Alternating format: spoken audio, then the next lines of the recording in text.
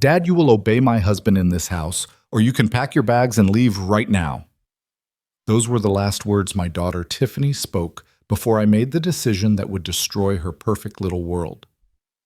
What she didn't know was that the house she was throwing me out of, I owned every brick, every nail, every mortgage payment.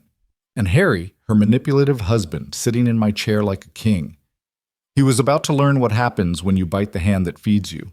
Comment below what city you're watching from so I can see how far this story travels, because what happened next changed everything. The automatic doors of Save Mart slid shut behind me as I hefted 4 heavy grocery bags. My 72-year-old shoulders protesting with each step. October wind cut through my jacket as I walked toward the house I'd called home for 37 years. The house where I'd raised Tiffany as a single father after her mother died. The house where I'd sacrificed everything to give her the life she deserved. I should have known something was wrong the moment I turned my key in the lock. The house felt different, charged with an electricity that made my skin crawl. Voices carried from the living room, Harry's booming laugh echoing off walls I'd painted and repainted a dozen times over the years. Clark, finally. Harry's voice rang out before I'd even set the bags down. Bring me a beer from the kitchen, and make sure it's cold this time. I stood in my own foyer grocery bags, cutting into my palms, staring at my son-in-law sprawled across my favorite recliner like he owned the place. His work boots, still dirty from whatever construction site he'd abandoned early, were propped up on my coffee table, leaving mud stains on the wood I'd polished just that morning. "Excuse me?" I said, setting the bags down slowly. Harry didn't even look up from his phone. "Beer, Clark. Fridge. Now. And grab some of those pretzels while you're at it." 26 years old, and already acting like the king of a castle he'd never paid a dime toward. I'd watched this behavior escalate over the 8 months since he'd married my daughter. But today, something felt different. Today felt like a line was being drawn in the sand. "I just walked in with groceries, Harry. Maybe I could what?" He finally looked up, his pale blue eyes narrowing. "Maybe I could get my own beer in my own house." "Your house." The words came out quieter than I intended, but they carried the weight of 3 decades of mortgage payments, property taxes, and sleepless nights wondering how I'd keep the lights on. That's when Tiffany appeared in the doorway. Her long brown hair, so much like her mother's, pulled back in a ponytail.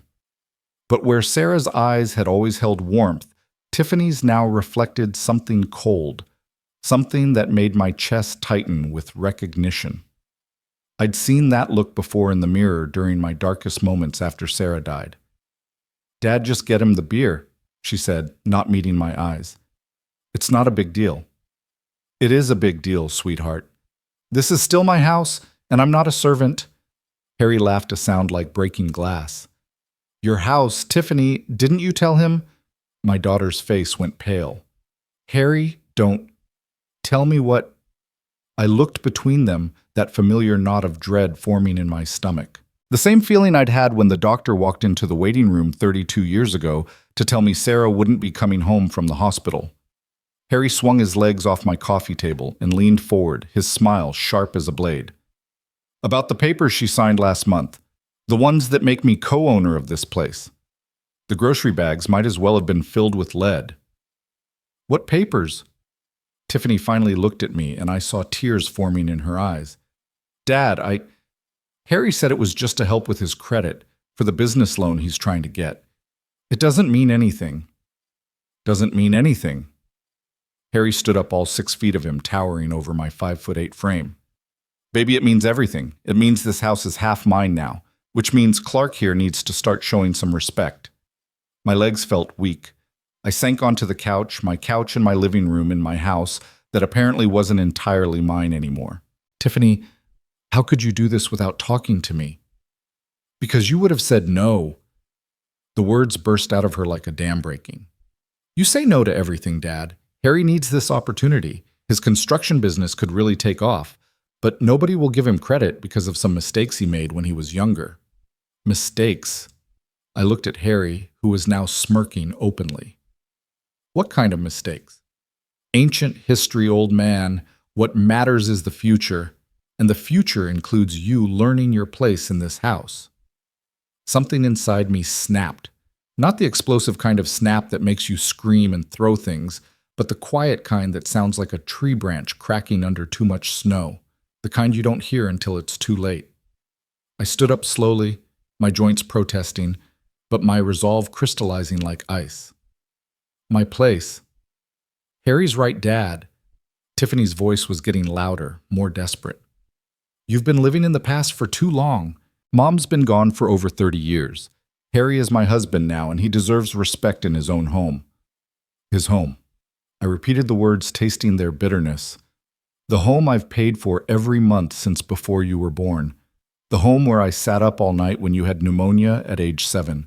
The home where I taught you to ride a bike in the backyard, where we had tea parties at the kitchen table, where I held you when you cried about boys in high school. Dad, please don't make this dramatic. The home where I took a second job at the hardware store to pay for your college, where I ate peanut butter sandwiches for dinner for 2 years so you could have new clothes, where I've been the only parent you've had since you were 3 years old. Tears were streaming down her face now, but she lifted her chin defiantly. That doesn't give you the right to treat Harry like garbage. Treat him like garbage. I've let him live here rent-free for 8 months. I've paid for his groceries, his gas, his cigarettes. I fixed his truck twice without asking for a dime. How is that treating him like garbage? Harry stepped closer, his bulk casting a shadow over me. Because you do it all with that look on your face, like you're better than me, like I'm some kind of charity case. If the shoe fits, I said quietly. The silence that followed was deafening. I could hear the refrigerator humming in the kitchen, the tick of the grandfather clock in the corner, the clock Sarah had insisted we buy for our 10th anniversary 3 months before the cancer diagnosis. Harry's face darkened. What did you just say to me? I said if the shoe fits. I kept my voice level calm. You are a charity case, Harry. You've never paid rent, never bought groceries, never contributed a single dollar to this household. You sit in my chair, eat my food, and now you want me to serve you beer like I'm the help. You ungrateful old bastard, Harry snarled, taking another step forward. Harry, stop. Tiffany moved between us, but her eyes were on me. Dad, how can you say that Harry works construction? It's hard work. When he works, I said, which from what I can tell isn't very often. That's it. Harry pointed at me, his fingers shaking with rage. I'm done with your disrespect. Tiffany, it's time to choose, him or me. My daughter looked at me with eyes that had once sparkled when I pushed her on the swing set. Eyes that had cried into my shoulder when her first boyfriend broke her heart. Eyes that had shone with pride when I walked her down the aisle 8 months ago. Dad, she said, her voice barely above a whisper, Harry is my husband, for better or worse. I chose him, and you need to respect that choice. I do respect your choice, sweetheart. What I don't respect is him demanding I wait on him hand and foot in the house I've worked 47 years to keep. Then maybe you don't belong here anymore. The words hit me like a physical blow. I actually took a step backward, my hand reaching for the wall to steady myself. What did you say? You heard her, Harry said, his smile returning. Maybe it's time for you to find somewhere else to live. Somewhere more suitable for a man your age. Tiffany was crying harder now, but she didn't take back her words. She stood there next to her husband, united against the man who had raised her, provided for her, loved her unconditionally for 29 years. I see, I said finally. So my choice is to become a servant in my own home or leave. Dad, it doesn't have to be like that. Yes, it does. Harry's voice cut through her protest. That's exactly what it has to be. Either you respect me as the man of this house or you get out. I looked at my daughter one more time, searching her face for any sign of the little girl who used to crawl into my bed during thunderstorms, who used to make me Father's Day cards with crayon drawings of us holding hands. But that little girl was gone, replaced by a woman who had just chosen a man who'd known her for 2 years over the father who'd known her for a lifetime. All right, I said. I'll leave. The words seemed to surprise everyone, including myself. Harry's smile faltered for just a moment, and Tiffany's eyes widened. Dad? I didn't mean... Yes, you did. I walked toward the stairs, my legs feeling stronger with each step. You meant exactly what you said, and I respect your decision. Where will you go? Her voice followed me up the stairs. I'll figure it out. I always do. My bedroom. The room I'd shared with Sarah. The room where Tiffany was conceived. The room where I'd cried myself to sleep for 2 years after the funeral felt different as I pulled my old suitcase from the closet. Everything looked the same, but somehow foreign, like I was seeing it through someone else's eyes. I packed methodically. Clothes, toiletries, medications, the photo of Sarah from my nightstand. I left behind the wedding album, the baby pictures, the family portraits that lined the walls. Those belonged to the life I was apparently leaving behind. From downstairs, I could hear Harry's voice, calmer now, talking to Tiffany in soothing tones, probably telling her she'd done the right thing, that I would have eventually understood that this was for the best. The manipulation was almost artistic in its precision. I paused at my dresser, looking at myself in the mirror. 72 years old, gray hair thinning, but still thick enough brown eyes that Sarah used to say reminded her of her grandfather's. I looked tired, older than my years, but there was something else there now. Something I hadn't seen in a long time. Determination. When I came back downstairs with my suitcase, they were sitting together on the couch, Tiffany curled under Harry's arm like a child seeking comfort. She looked up at me with red-rimmed eyes. "Dad, maybe we can talk about this." "There's nothing to talk about, sweetheart. You've made your choice and I'm respecting it." I set my suitcase by the door and walked to the kitchen. From the junk drawer, I pulled out a notepad and pen and started writing. "What are you doing?" Harry called out. "Making a list," I said, not looking up. Things I need to take care of. I could hear them whispering, but I focused on my writing. Phone company, electric company, gas company, insurance, bank, mortgage company, credit cards. The list grew longer as I thought of everything connected to this house, everything I'd been responsible for since 1987. "Dad?" Tiffany appeared in the kitchen doorway. "What kind of list?" I looked at her, this woman who was my daughter, but suddenly felt like a stranger. "Just business, honey. Nothing you need to worry about." "But where are you going to stay tonight?" "I'll find a motel. Maybe the Sunrise Inn on Route 9. It's clean, quiet." "A motel?" Her voice cracked. "Dad, you can't live in a motel." "Why not? I can afford it. I've got my pension, my Social Security, my savings account. I'll be fine." I folded the list and put it in my wallet, then walked back to where Harry was still sitting in my chair. He looked uncomfortable now, like maybe things weren't going exactly as he'd planned. "Before I go," I said, looking directly at him, "I need to ask you something, Harry. When Tiffany signed those papers, making you co-owner of this house, did you happen to mention that the house still has a mortgage on it? About $47,000 left to pay." The color drained from his face. "What? Or that the property taxes are about $3,600 a year, or that the homeowner's insurance runs about $1,400 annually?" That's not..." Tiffany said. What did Tiffany say exactly? I turned to my daughter, who was now looking between us with growing alarm. I told him you owned the house outright. That's what I thought. I do own it outright, sweetheart, but I've been making payments to myself, saving up to pay off the mortgage early. The bank still holds the note. I smiled at Harry, who was looking increasingly pale. "Congratulations on your new responsibility, son. Your half of the monthly payment is about $430, plus insurance, taxes, and maintenance. Hope that construction work picks up soon." I picked up my suitcase and walked toward the door, but turned back one more time. "Oh, and Harry, since you're co-owner now, you should probably know that the hot water heater is about 15 years old and will need replacing soon. The roof needs work on the east side where those shingles blew off last winter, and the furnace has been making that rattling noise again. Might want to have that looked at before it gets cold." Harry looked like he was about to be sick. "Dad, wait," Tiffany called out, following me to the door. "I didn't know about the mortgage." Harry said, "What did Harry tell you exactly?" She looked back toward the living room where Harry was still sitting in stunned silence. "He said that if we were married, I should have legal rights to the house where I grew up, that it would protect us both if something happened to you." "Something like what?" Like if you got sick or needed to go to a nursing home, or..." She trailed off, the implications finally hitting her. "Or if I died, but..." I finished. "He was already planning for when I'm gone, wasn't he, Tiffany? Making sure he'd get his piece of the inheritance." "That's not... He wouldn't..." but even as she said it, doubt crept into her voice. I reached out and touched her face the way I had when she was little and needed comfort. Sweetheart, I want you to think very carefully about what's happened here today. You've known me for 29 years. You've known Harry for 2. Which one of us has ever asked you to choose between love and loyalty? Tears spilled over her cheeks.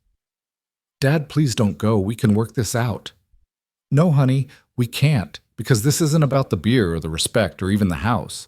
This is about who you've decided to become, and I can't be around to watch it happen. I opened the door, letting in the October evening air. The sun was setting, painting the sky in shades of orange and purple that Sarah would have loved. She always said sunsets were God's way of reminding us that endings could be beautiful too. I love you, Tiffany, I said. I always have, and I always will. But I won't be disrespected in the house I built for you. Call me when you remember who you are. I walked to my car, a 10-year-old Honda Civic that ran perfectly because I'd maintained it meticulously, and put my suitcase in the trunk. Through the living room window, I could see Harry gesticulating wildly, probably trying to explain away what he'd clearly not thought through. Tiffany stood in the doorway watching me with her hand over her mouth. As I drove away from the house where I'd lived for 37 years, I felt something I hadn't experienced in decades. It took me a moment to identify the emotion, but when I did, it surprised me. Relief. For the first time in 8 months, I didn't have to listen to Harry's demands or watch Tiffany transform into someone I didn't recognize or pretend that everything was fine when it clearly wasn't. For the first time since the wedding, I could breathe. The Sunrise Inn looked exactly as I remembered it, clean, simple, honest. The kind of place where the night clerk minded his own business and the coffee in the morning was strong and black. I paid for a week in advance, carried my suitcase to room 127, and sat on the bed that smelled like industrial-strength detergent and fresh starts. Then I pulled out my phone and started making calls. The first was to my bank where I'd been a customer for 28 years. "This is Clark Miller," I said when Janet in customer service picked up. "I need to make some changes to my automatic payments." "Of course, Mr. Miller. What can I help you with?" "I need to stop the mortgage payment that comes out of my checking account every month, and I need to remove 2 additional cardholders from my credit card account." "I can certainly help with that. May I ask the reason for the changes?" I looked out the motel window at the parking lot where a few other travelers were settling in for the night. People between destinations, between one life and the next. "Let's just say my living situation has changed," I said. As I gave Janet the account numbers and details, I thought about Harry's face when he realized what co-owning a house actually meant. I thought about Tiffany discovering that her father had been the only thing standing between her and financial ruin. And I thought about what would happen when they tried to make that first mortgage payment without my income. It was going to be an interesting month. By the time I finished my calls, it was nearly midnight. The phone company would disconnect the landline within 24 hours. The electric company had noted my change of address, effective immediately. Any new service would require a new application and deposit. Same with the gas company. The insurance company had been very understanding about removing unauthorized individuals from my homeowner's policy, and the credit card company had been more than happy to help me secure my accounts from potential fraud. I plugged my phone into charge and lay back on the surprisingly comfortable motel bed, staring at the ceiling. Tomorrow would bring new challenges, new decisions. But tonight, for the first time in 8 months, I was going to sleep without anyone telling me what I should do or how I should feel or where I belonged in my own life. Outside my window, I could hear the distant hum of highway traffic, the sound of people moving through the night toward whatever came next. It was a sound I'd forgotten. I loved the sound of possibility. My phone buzzed with a text message. Then another. And another. I turned it face down on the nightstand without reading them. Whatever Tiffany and Harry had to say could wait until morning. Right now I had more important things to do, like planning the rest of my life. The morning sun streaming through the motel room curtains felt different than the light that used to filter through the bedroom windows of my old house. This light held no memories, made no demands, carried no weight of expectation. I'd slept better than I had in months. My phone showed 37 missed calls and 23 text messages. I made coffee with the little machine on the dresser and sat in the single chair by the window before finally checking the damage. The first text had come at 11:47 p.m. "Dad, please come home. We need to talk." Then 12:33 a.m. Dad, the electricity got shut off. Why would you do that? 1:15 a.m. This is crazy. You're being petty and mean. 2:08 a.m. Harry says you're having a breakdown and we should call someone. The messages grew more desperate as the night progressed, transitioning from Tiffany's phone to Harry's by dawn. His tone was different, more calculating. Clark, let's be adults about this. Come back and we'll work something out. Your daughter is crying because of your selfishness. Is this really what Sarah would have wanted? That last one made my hands shake with anger. Harry had never known Sarah never heard her laugh at my terrible jokes or watched her tend the garden she'd planted behind the house. Using her memory as a weapon was lower than I'd expected, even from him. I deleted all the messages without responding and headed to the motel office. Rita, the morning desk clerk, looked up from her crossword puzzle with a knowing smile. Rough night, she asked. Actually, best sleep I've had in months. I'd like to extend my stay for another week. Running away from something or toward something? I considered the question while she processed my credit card. Little of both, I suppose. The Waffle House down the road served coffee that could wake the dead and pancakes that reminded me why simple pleasures mattered most. I sat in a corner booth with my phone turned face down, watching the morning commuters grab their coffee and rush back to lives I no longer envied. That's when I saw Detective Mike Rodriguez from the Sheriff's Department walk in. We'd met a few years back when someone had broken into my garage, and he'd always struck me as a decent man doing a difficult job. He spotted me and walked over. Morning, Clark. Mind if I sit? I've got something I need to discuss with you. My stomach tightened. Of course. Mike slid into the booth across from me, his expression carefully neutral. Got a call this morning about a possible elder abuse situation. Someone reported that an elderly man had been forced from his home by family members and was now living in a motel. I stared at him.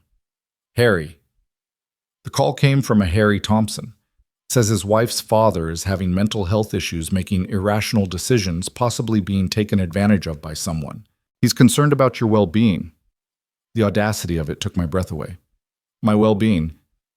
Clark, I've known you for 3 years. You've always struck me as sharp as a tack. But I have to ask, are you okay? Is someone pressuring you to stay away from your family? I laughed a sound that held no humor. Mike, can I show you something? I pulled out my phone and scrolled through the deleted messages, showing him the progression from Tiffany's pleading to Harry's manipulation. Then I opened my banking app and showed him my account balance, my automatic payments, my credit score. Does this look like the financial management of someone who's mentally incompetent? Mike studied the screen, his eyebrows rising slightly. That's actually more organized than my finances. Yesterday, my daughter gave her husband co-ownership of my house without my knowledge or consent. Then he demanded I serve him beer like hired help. When I refused, she told me to obey him or leave. So I left. And the utilities are in my name, have been for 37 years. Since Harry thinks he owns half the house now, he can figure out how to keep the lights on. Mike leaned back in the booth, processing. So this is about teaching them a lesson. This is about refusing to be disrespected in my own home. There's a difference.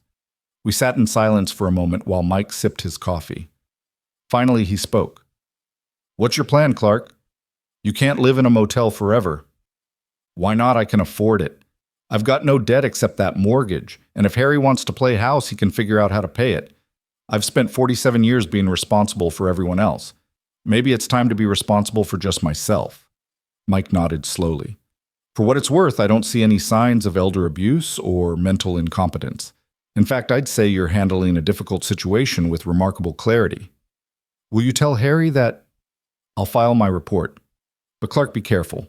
Men like Harry don't like losing control, and they don't like being outsmarted. Watch your back. After Mike left, I drove to the library and spent the morning researching property law, tenant rights, mortgage obligations, elder abuse statutes. The librarian, a sharp-eyed woman named Mrs. Patterson, helped me navigate legal databases and print relevant documents. Doing some research for a friend, she asked. Something like that. By noon, I had a folder full of information and a much clearer picture of the situation I'd created. Harry might be co-owner of the house, but he was also co-responsible for all debts and obligations. The mortgage payment alone would eat up most of his sporadic construction income, assuming he could even qualify for the loan modification he'd need.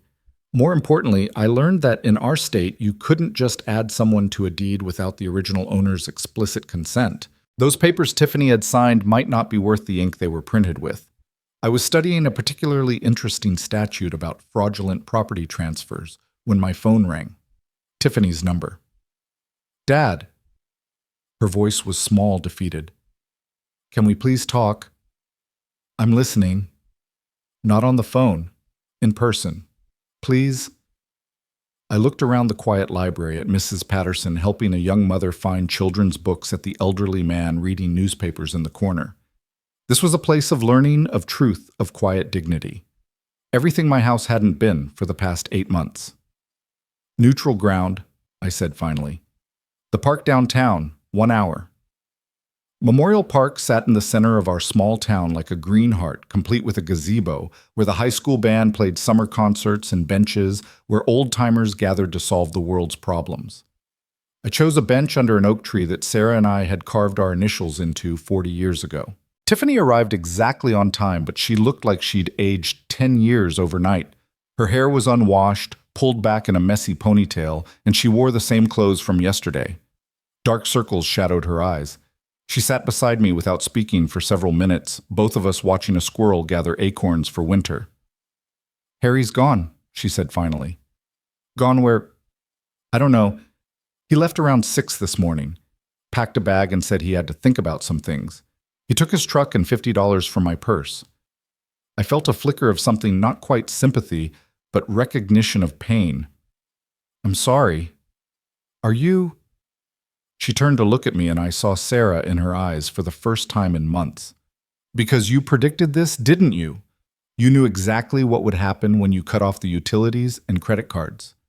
"I knew Harry wasn't prepared for the responsibility he demanded." "Yes. So this was all some elaborate plan to get rid of him." I considered lying, making this easier for both of us. But Tiffany deserved the truth even if it hurt. "No, this was me refusing to be treated like a servant in my own home. Harry's reaction was predictable, but it wasn't planned." She was quiet for a long moment. "Dad, I need to ask you something, and I need you to be honest." "All right. Were those papers I signed even legal, the ones making Harry co-owner?" "Probably not. You can't transfer property rights without the owner's knowledge and consent. Harry may have committed fraud." Her face crumpled. "Oh God, what have I done?" "You trusted your husband. That's what married people do." "But I betrayed you. My own father who raised me alone, who sacrificed everything for me. I chose a man I've known for 2 years over the one person who's never let me down." The pain in her voice was raw, genuine.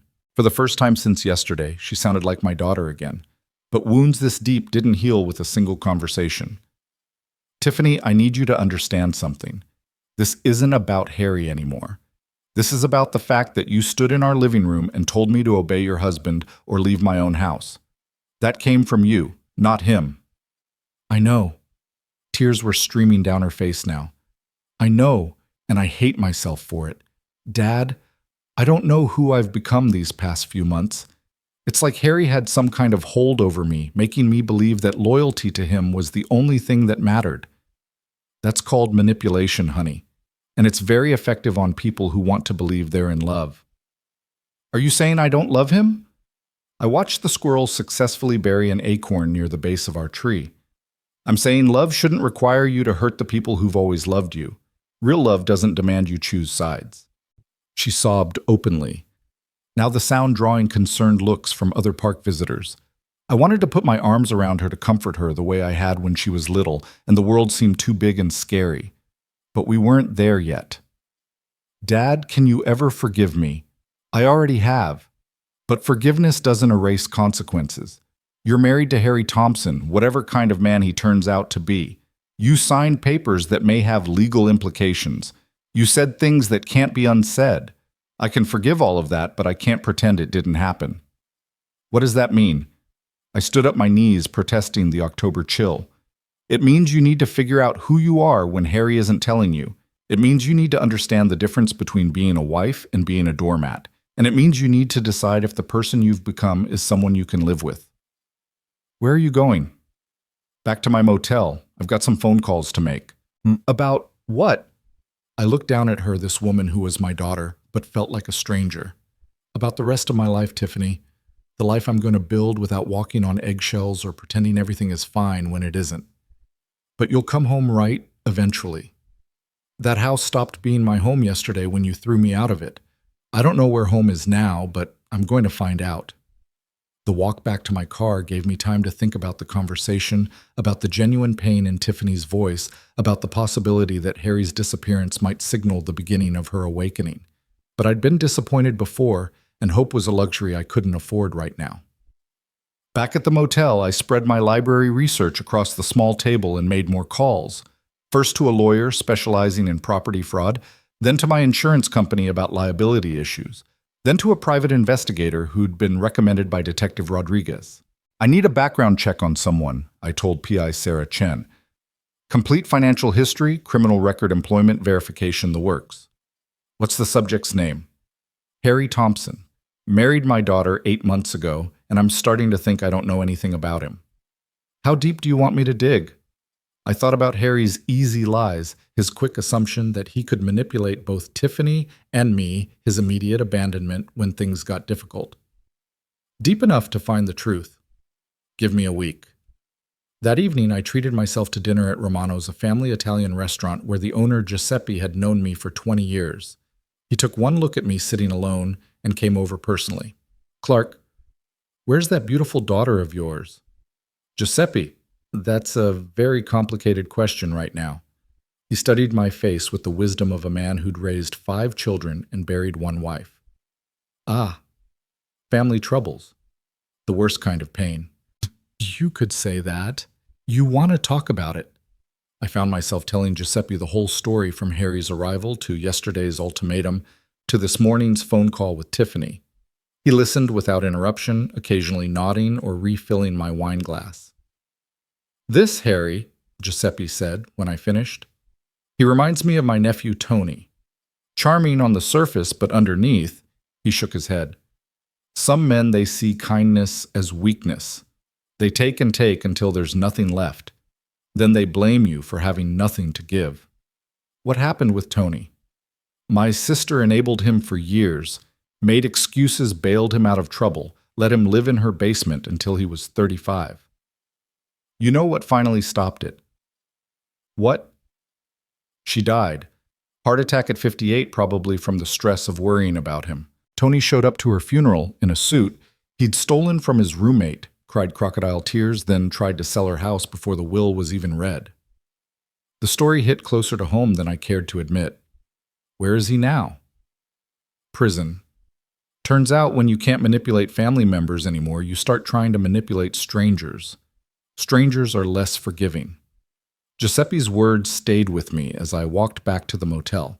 The evening was crisp with the kind of autumn air that made you want to build a fire and settle in for winter.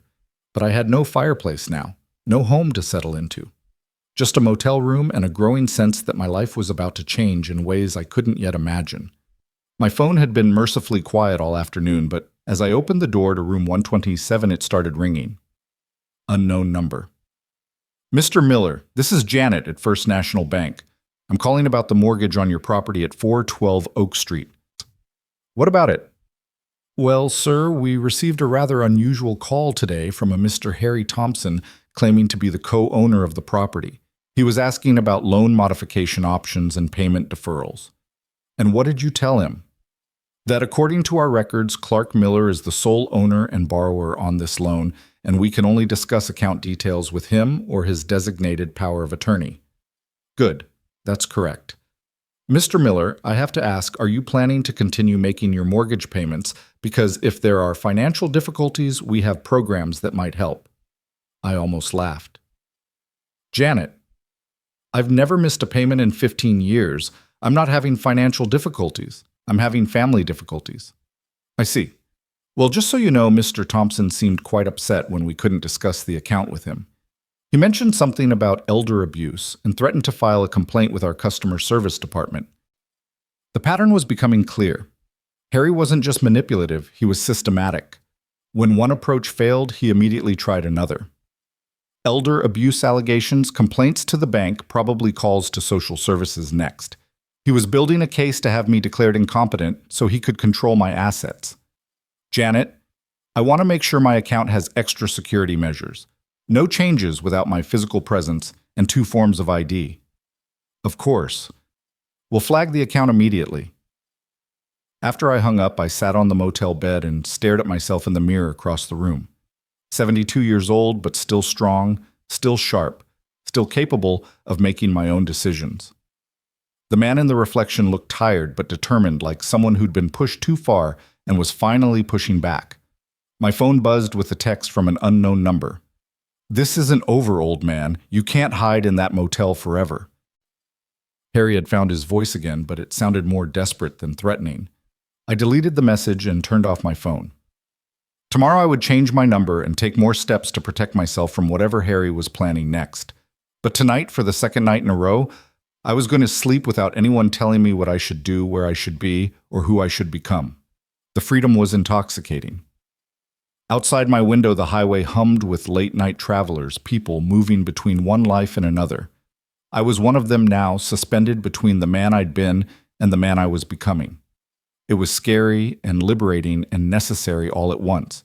Tomorrow would bring new challenges. Harry would undoubtedly escalate his attempts to regain control. Tiffany would have to choose between the comfortable lies of her marriage and the difficult truths of her father's love. The house would sit empty, its utilities disconnected, a monument to the consequences of taking someone's generosity for granted. But tonight, I was exactly where I belonged. In a place of my own choosing, beholden to no one, free to plan the rest of my life on my own terms. It was the first step toward becoming the man I should have been all along. The wake-up call came at 6 a.m. sharp, just like I'd requested. But I'd been awake for an hour, already staring at the ceiling and listening to the sounds of a world that was no longer mine to worry about. No mortgage payment due today, no utility bills in my mailbox, no Harry Thompson sprawled in my chair demanding service. The freedom should have felt lighter, but it carried weight in unexpected ways. I'd barely finished my shower when the pounding started on my motel room door. Not knocking pounding, the kind of aggressive sound that meant trouble had finally found me. "Mr. Miller, this is Officer Janet Walsh with Adult Protective Services. We need to speak with you immediately." Through the peephole, I could see a stern-faced woman in her 40s holding an official-looking clipboard. Behind her stood a younger man in a cheap suit who kept glancing nervously at his watch. My stomach dropped as I recognized the strategy Harry had escalated faster than I'd anticipated. I opened the door but didn't invite them in. "Good morning. How can I help you?" Officer Walsh consulted her clipboard with practiced efficiency. "We've received a report of possible elder abuse and financial exploitation. A concerned family member contacted our office claiming that you've been forced from your home and are now living in substandard conditions due to coercion by unknown parties." The manipulation was beautiful in its simplicity. Harry had taken every fact and twisted it into its opposite. "May I see the report?" "I'm not at liberty to share specifics, but we need to ask you some questions about your current living situation and recent financial decisions." I stepped outside and closed the door behind me, forcing them to back up in the narrow walkway. "Officers, I'm 72 years old, not 72 months old. I chose to leave my home because my daughter and her husband created an environment I found disrespectful. I chose this motel because it's clean, affordable, and peaceful. And I chose to modify my financial obligations because I'm no longer benefiting from the services they provide." The younger man spoke for the first time. "Sir, we understand this might be embarrassing, but if someone is threatening you or forcing you to say these things, the only person who's threatened me is Harry Thompson, and he did it in my own living room." I pulled out my phone and showed them the deleted messages, including Harry's late-night text. "Feel free to call Detective Rodriguez at the sheriff's office. He investigated these same allegations yesterday and found them baseless." Officer Walsh frowned at the messages, her stern expression softening slightly. "Mr. Miller, our concern is that elderly individuals sometimes make impulsive financial decisions when they're upset or confused. Cutting off utilities to a property you own, canceling insurance policies, removing family members from credit cards. These actions can have serious consequences. They certainly can. Harry Thompson is learning that right now. The motel manager, a thick-set man named Carl, who'd been watching the commotion from his office, walked over with a steaming cup of coffee. Morning, Clark. Everything okay here? Just fine, Carl. These folks were asking about my living conditions. Carl looked at the APS officers with the protective instincts of a man who'd spent 40 years dealing with people in transition. Well, I can tell you Mr. Miller's been a model guest. Pays his bills on time, keeps his room clean, doesn't cause any trouble. Hell of a lot better tenant than most of the folks half his age. Officer Walsh made a note on her clipboard. Mr. Miller will need to verify your mental competency and ensure you're making these decisions freely. Would you be willing to submit to a brief evaluation? Absolutely. When and where? The request clearly surprised her. Most people in my situation, especially those with something to hide, would have been defensive evasive. We can arrange for a qualified professional to meet with you this afternoon. In the meantime, we'll be conducting our own investigation into the circumstances that led to your current situation. After they left, Carl lingered with his coffee. Friend of yours causing trouble. Son-in-law, turns out he's more creative than I gave him credit for. Want some advice from someone who's seen his share of family drama? I nodded. Document everything, every call, every visit, every threat. But men like that they don't stop when the first plan fails. They just get sneakier. Carl's words proved prophetic. By noon, I'd received calls from my bank's security department, my doctor's office, and the electric company, all reporting that someone claiming to be my son-in-law had called requesting information about my accounts and health status. Each time I confirmed that Harry Thompson had no authority to discuss my personal business. But the most disturbing call came from Tiffany. Dad, please tell me you didn't really call Harry's boss and get him fired. I paused my coffee cup halfway to my lips. What are you talking about? Harry came back this morning furious. He said you called Morrison Construction and told them he was stealing tools and showing up to work drunk. The accusation was so absurd I almost laughed.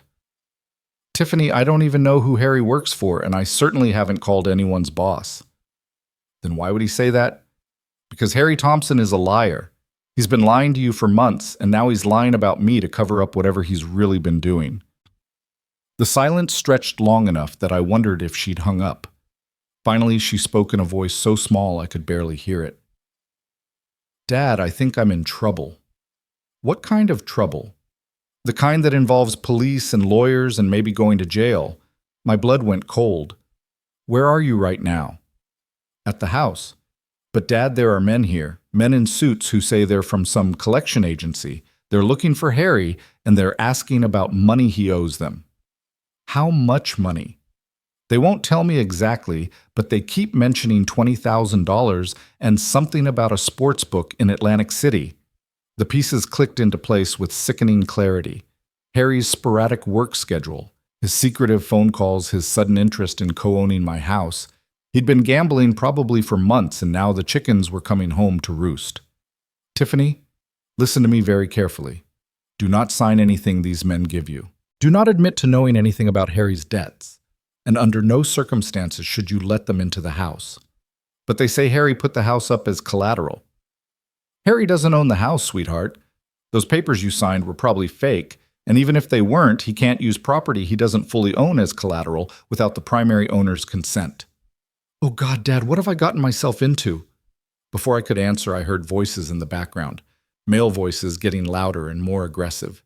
Then Tiffany's frightened whisper, "They're at the door again. Dad, I'm scared." The line went dead. I grabbed my keys and headed for my car, but stopped myself in the parking lot. Rushing to the house would accomplish nothing except putting myself in danger. Instead, I called Detective Rodriguez. Mike, it's Clark Miller. I think my daughter might be in immediate danger. What kind of danger? I explained about the collection agents, the gambling debts, Harry's pattern of lies and manipulation. Mike listened without interruption, occasionally asking for clarification. I'll send a unit over there right now, he said finally. Clark, how much do you know about your son-in-law's background?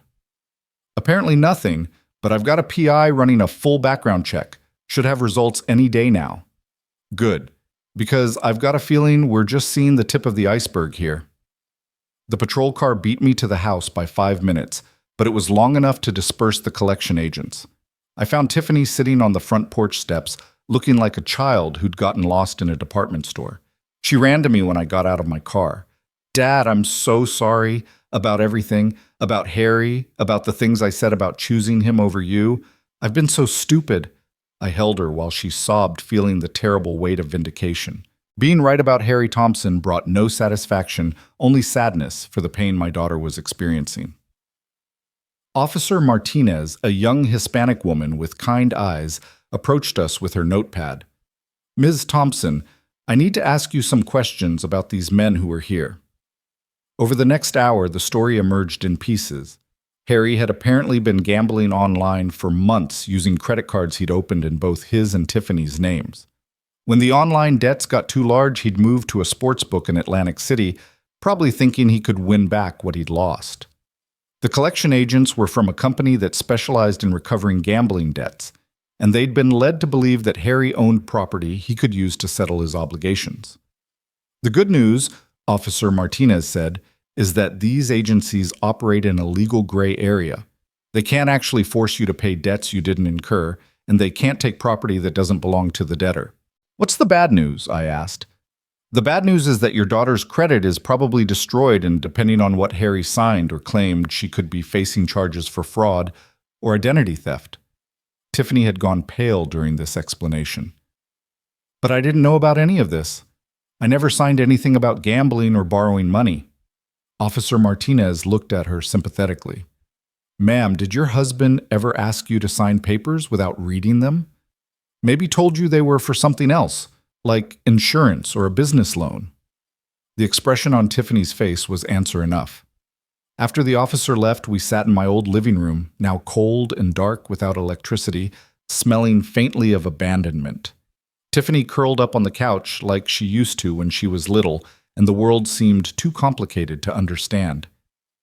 "Dad, I need to tell you something else about the house papers." "What about them?" "Harry didn't just ask me to sign them. He pressured me. Said that if I really loved him, if I really trusted him, I'd do this one thing to help his business get off the ground. And when I hesitated, he got angry, started saying things about how you'd poisoned me against him, how you'd never accept him as part of the family. The manipulation had been even more systematic than I'd realized. What kind of things? He said you were selfish and controlling, that you'd never let me be happy because you couldn't stand the idea of another man in my life. He said the only way we could have a real marriage was if I proved my loyalty by trusting him completely. Classic emotional manipulation. Isolate the victim. Create false choices. Make love conditional on compliance. I'd seen it before in friends' marriages, but I'd never imagined it happening to my own daughter. "Tiffany, did Harry ever hit you?" "No, never physically. But Dad, there were times when I felt like I was walking on eggshells, like anything I said or did wrong might set him off. And he had this way of making me feel guilty about everything, spending time with friends, talking to you, even working at the library. He said wives should put their husbands first always." "That's not marriage, honey. That's control." "I know that now, but when you're in the middle of it, when someone is telling you every day that your feelings don't matter and your opinions are wrong, you start to believe it." We sat in silence for a while, both of us processing the magnitude of what Harry had done. Not just the financial fraud, but the systematic destruction of my daughter's sense of self. The house could be repaired. The credit could be rebuilt, but the psychological damage would take much longer to heal. "Dad, can I ask you something?" "Anything." "Why didn't you fight harder? When I chose Harry over you, why did you just leave instead of trying to make me see what he was doing?" The question hit me like a physical blow. It was something I'd been asking myself for 3 days, lying awake in that motel room and wondering if there was something else I could have said or done. Because, sweetheart, you can't save someone who doesn't want to be saved. I could have screamed and argued and threatened, but it wouldn't have changed anything except making Harry's case stronger. He wanted me to be the controlling father, the unreasonable old man who couldn't accept his daughter's happiness. Fighting would have given him exactly the ammunition he needed. "So you just gave up on me?" "I never gave up on you, but I gave up on trying to convince you of something you weren't ready to hear. Sometimes the kindest thing you can do for someone you love is let them learn their own lessons, even when it breaks your heart to watch." Tiffany started crying again. The deep, wrenching sobs of someone who was mourning not just a marriage, but the person she'd allowed herself to become. I lost myself, Dad. For 8 months, I wasn't your daughter anymore. I was just Harry's wife, and that was the only identity that mattered. I stopped reading books I enjoyed because he said they were boring. I stopped calling friends because he said they didn't like him. I even stopped wearing clothes I liked because he said they made me look fat or desperate for attention. Where is he now? I don't know. He packed everything he could fit in his truck and left right after the collection agent showed up. Said he had to handle some business, but he'd be back soon. Tiffany, I don't think he's coming back. What do you mean? I pulled out my phone and showed her the background check results that Sarah Chen had emailed me that morning. Harry Thompson isn't even his real name. He's Harold Thompson Jenkins, and he's got warrants in 3 states for fraud, theft, and failure to appear on previous gambling-related charges. The document painted a picture of a man who'd spent his adult life moving from place to place finding vulnerable women to support him until the consequences of his actions caught up. Then he'd disappear, leaving them to deal with the wreckage while he started fresh somewhere else. You were never his wife, I continued gently. You were his mark, a lonely woman with a father who owned property, someone he could manipulate into giving him access to money and shelter while he ran whatever scams he had going. But the wedding was probably fake too. Sarah's still investigating, but she found records suggesting Harry Jenkins has been married to at least 4 other women in the past 7 years. None of the marriages were legally dissolved. The information was devastating, but it was also liberating. Tiffany wasn't mourning the loss of a husband. She was grieving for the illusion of love that had cost her so much. Dad, I don't know how to fix this. The debts, the credit cards, the legal problems, I don't even know where to start. We start by getting you a good lawyer. Then we work on untangling Harry's mess from your life. It won't be easy, but it's not impossible. Can I ask you for something else? What's that? Can I come stay with you at the motel tonight? I can't be in this house alone knowing what I know now. Everything here feels contaminated. I looked around the living room where I'd raised her, where we'd celebrated Christmas mornings and birthday parties and quiet Sunday afternoons. Harry Thompson, or Jenkins, or whatever his real name was, had poisoned this place with his presence, turned it from a home into a crime scene. Of course you can. But tomorrow we're going to start making some changes. Real ones this time. What kind of changes? I stood up and walked to the window, looking out at the yard where Tiffany had played as a child, where Sarah had planted roses that still bloomed every spring despite years of neglect. I'm going to sell this house, I said.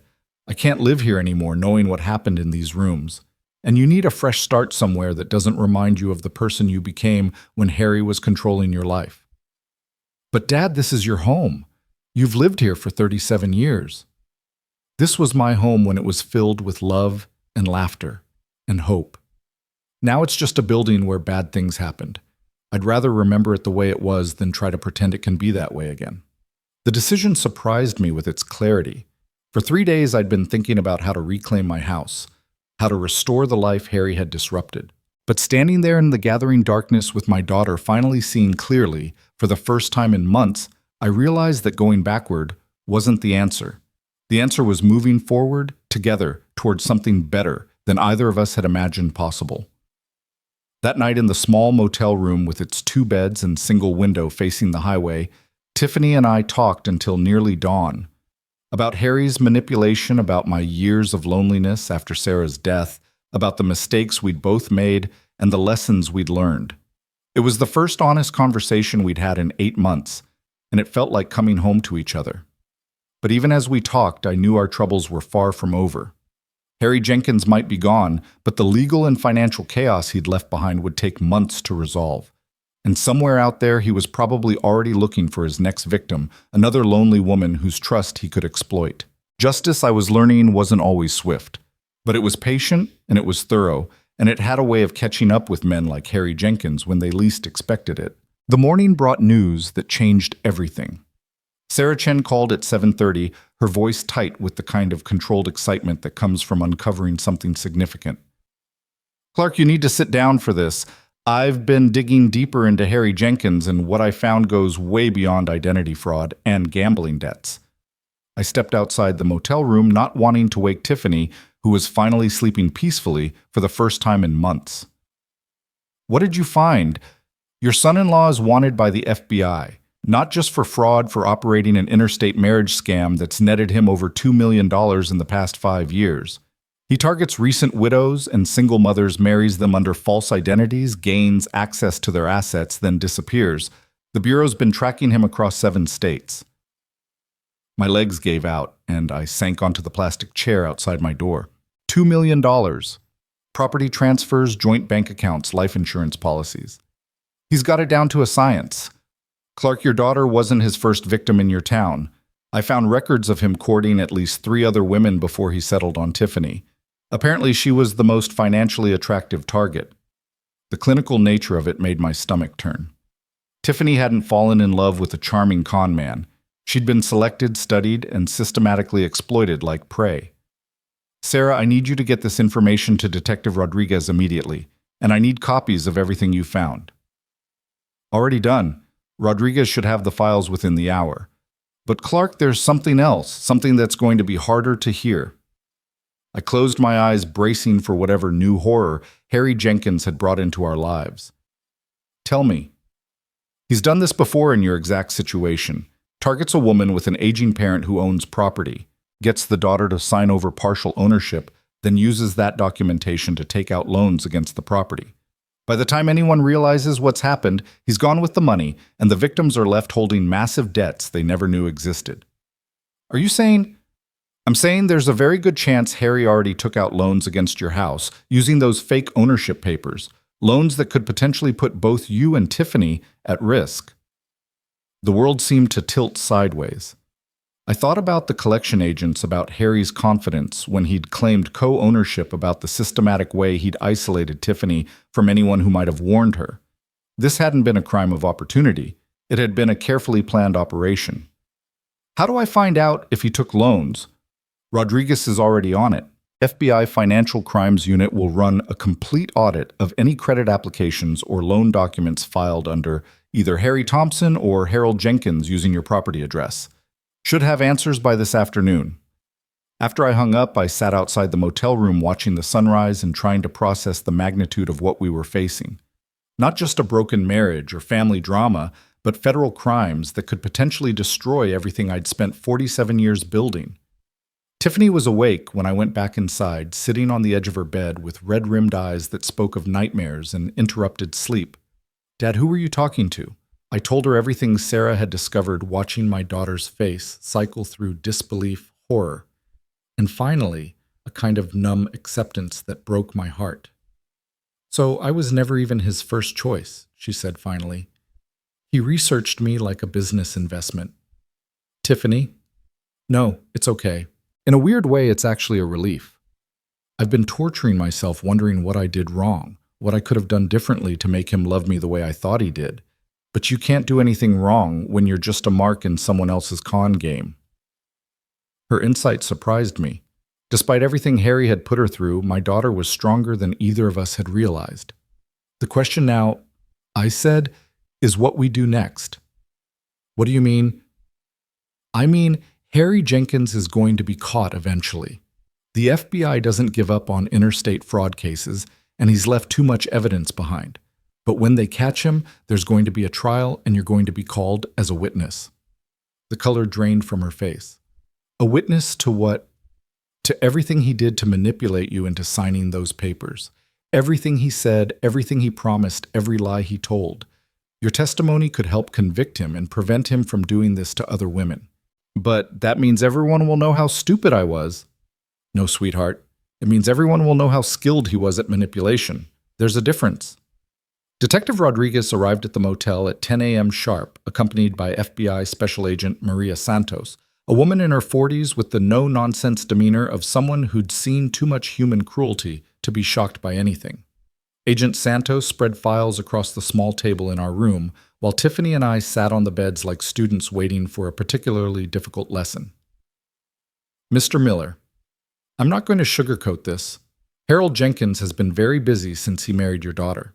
We've identified at least 4 fraudulent loan applications using your property as collateral totaling nearly $150,000. The number hit me like a physical blow. 150,000.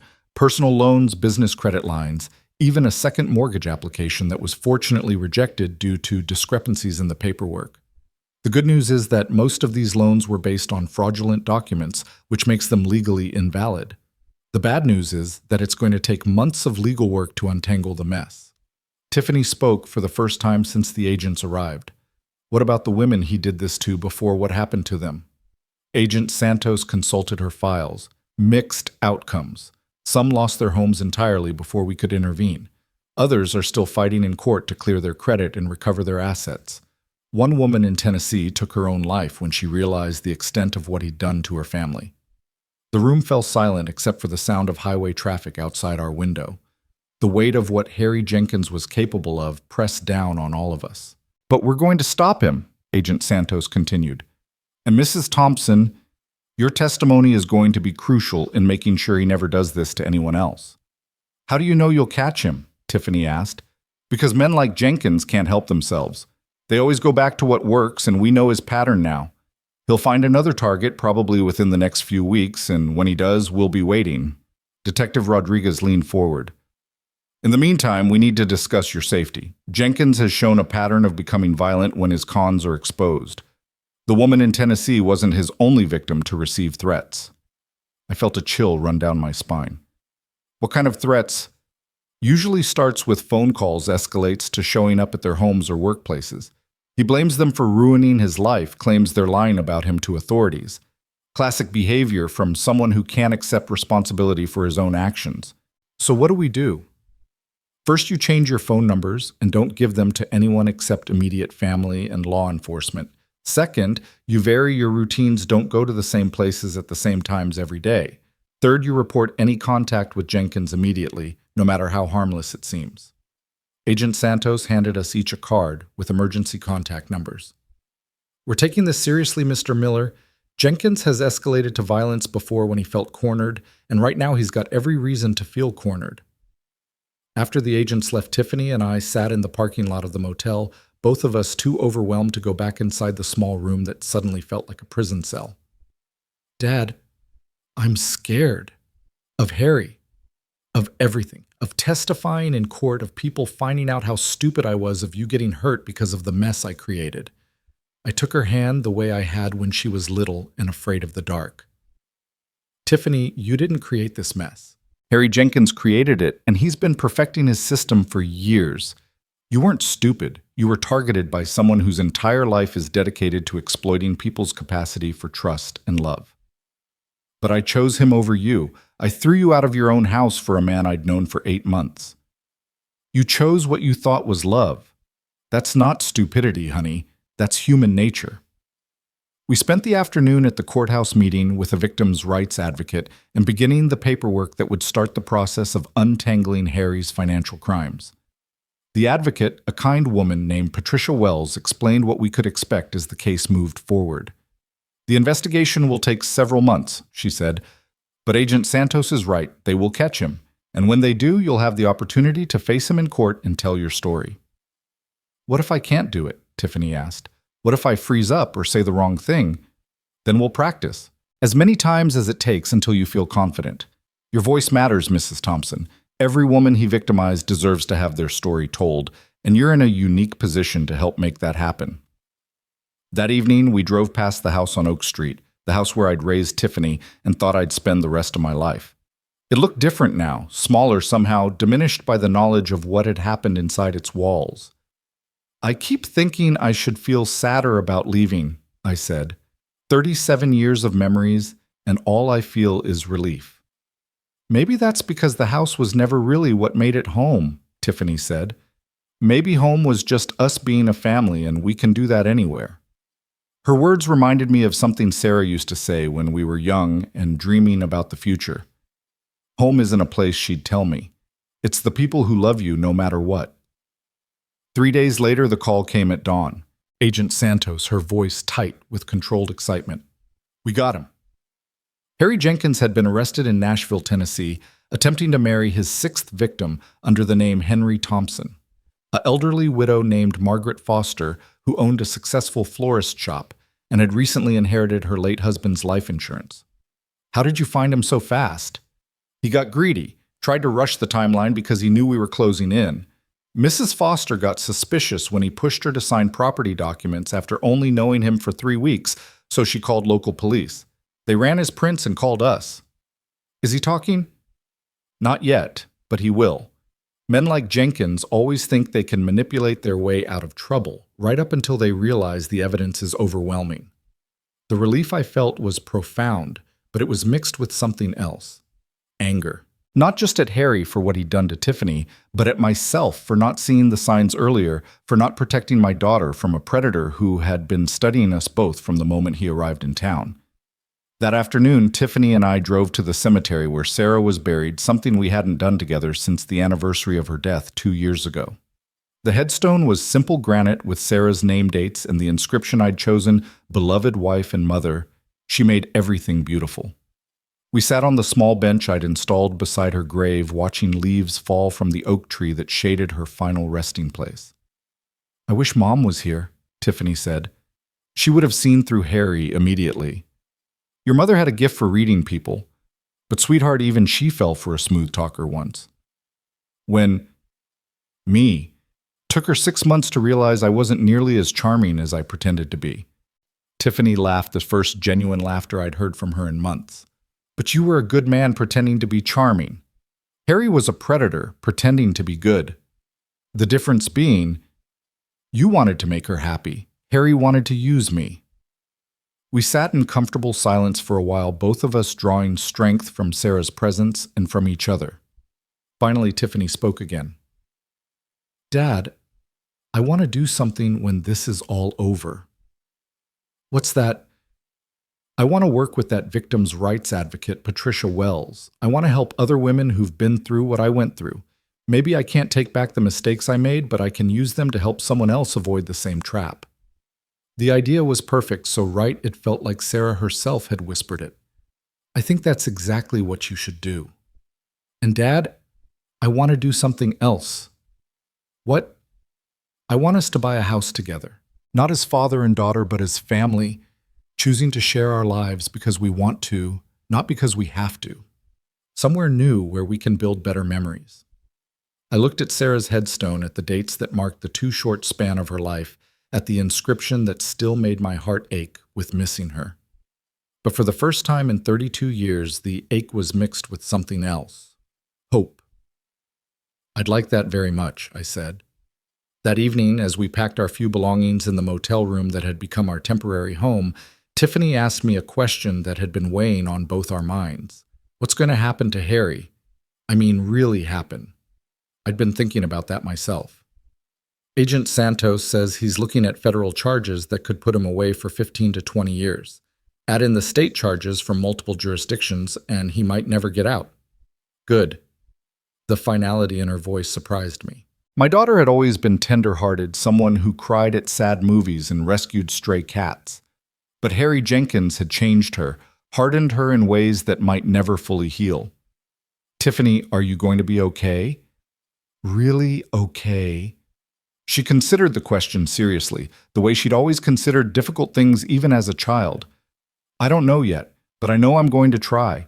And I know I'm not going to let what Harry did to me define the rest of my life. What do you mean? I mean I'm going to trust people again. I'm going to fall in love again someday when I'm ready. I'm going to have the life Mom would have wanted for me, not the small, fearful life that Harry tried to trap me in. Her words filled me with pride and pain in equal measure. Pride that she was strong enough to envision a future beyond the trauma Harry had inflicted. Pain that she'd had to learn such lessons at all. Your mother would be very proud of you, I said. She'd be proud of you too, Dad. For refusing to let Harry turn you into something you're not. For walking away when you needed to, and for coming back when I needed you to. The next morning brought a phone call that would set the final piece of our new life in motion. Margaret Foster, the woman in Nashville, whose suspicions had led to Harry's arrest, wanted to speak with us. Mrs. Thompson, this is Margaret Foster. Agent Santos gave me your number. I hope you don't mind me calling. Of course not. Agent Santos told us what you did. Thank you for trusting your instincts. I almost didn't. He was so charming, so attentive. But my late husband always told me that when something seems too good to be true, it usually is. What can we do for you, Mrs. Foster? I'd like to meet you if that's possible. You and your father. I've been thinking about starting a support group for women who've been victimized by romance scams, and I'd like your input. The idea energized both of us in ways we hadn't expected. Here was Margaret Foster, a woman who'd nearly fallen into the same trap that had ensnared Tiffany, choosing to turn her experience into something that could help others. We'd be honored to help, Tiffany said. 2 weeks later, we drove to Nashville to meet with Margaret and 3 other women who'd been victimized by Harry Jenkins in previous years. The meeting took place in the community room of Margaret's church, a warm space filled with comfortable chairs and afternoon sunlight. The stories we heard were variations on the same theme. Intelligent, successful women who'd been systematically isolated from friends and family, convinced to make financial decisions against their better judgment, then abandoned when the con was complete. But what struck me most was their resilience, their determination to transform their pain into purpose. I lost my house, said a woman named Carol from Memphis. But I gained something more valuable, the knowledge that I'm stronger than I thought I was. He took $50,000 from me, added Linda from Birmingham. But he couldn't take my ability to recognize the warning signs and warn other women. The meeting lasted 3 hours, and by the end, we had the framework for a support network that would eventually help hundreds of romance scam victims across the Southeast. Driving back to our new apartment, a bright, airy place overlooking a lake about 20 miles from our old town Tiffany, was quiet for a long time. "What are you thinking about?" I asked. "I'm thinking about how different this story could have ended if you hadn't been strong enough to walk away when I chose Harry over you." "How do you mean?" "I mean, Harry would still be living in our house, probably planning his next scam. I'd still be under his control, making excuses for him helping him hurt other people without even realizing it. And you'd be—" She paused, struggling with the words. "I'd be what? Broken. Like the part of you that was always my dad would have been destroyed, and I don't think either of us would have ever recovered from that." She was right, though I'd never thought about it in exactly those terms. By refusing to accept the unacceptable, by walking away when staying would have meant losing myself, I'd created the only conditions under which we could eventually find our way back to each other. Sometimes the hardest thing and the right thing are the same thing, I said. Is that something Mom used to say? Something I used to say to her when she was making difficult decisions about her cancer treatment. She wanted to spare us the pain of watching her fight, but I told her that some fights are worth having even when the outcome is uncertain. Did she win her fight? I thought about Sarah's last months, about the grace and courage she'd shown, even as the cancer took everything from her except her love for us. She won the only fight that mattered, I said, the fight to love us completely right up until the very end. That night in our new home, with its unfamiliar sounds and fresh possibilities, I lay awake thinking about the long, strange journey that had brought us to this place. 6 weeks ago, I'd been a lonely old man enabling his daughter's destructive marriage. Now I was someone I barely recognized, stronger, clearer, more hopeful than I'd been in years. Harry Jenkins had intended to destroy our family for his own profit. Instead, he'd inadvertently destroyed the unhealthy patterns that had kept us trapped in roles that served no one. Sometimes I reflected, the worst thing that happens to you turns out to be the best thing that could have happened. The thought would have seemed impossible when I was packing my suitcase in that house on Oak Street, walking away from everything I thought I knew about love and loyalty and family. But here we were building something better from the ashes of what Harry had tried to burn down. Tomorrow would bring the preliminary hearing where Tiffany would face Harry Jenkins in court for the first time since his arrest. It would be difficult, painful, necessary. But tonight we were safe in our new home, planning a future that belonged entirely to us. Justice was coming. Healing was happening. And for the first time in longer than I could remember, the future looked bright with possibility. The courthouse steps felt colder than they should have for a November morning, but maybe that was just the weight of what we were about to face. Tiffany gripped my arm as we climbed toward the imposing limestone building where Harry Jenkins would finally answer for what he'd done to our family and countless others. "You don't have to look at him if you don't want to," I told her as we reached the heavy oak doors. "Yes, I do. I need to see him without the mask he wore for me." I need to see who he really is. District Attorney Catherine Walsh met us in the hallway outside Courtroom 3, a woman in her 50s whose reputation for prosecuting financial crimes was legendary throughout the state.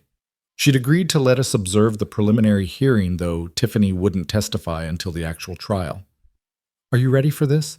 she asked Tiffany. "Seeing him again can be more difficult than people expect." "I'm as ready as I'll ever be."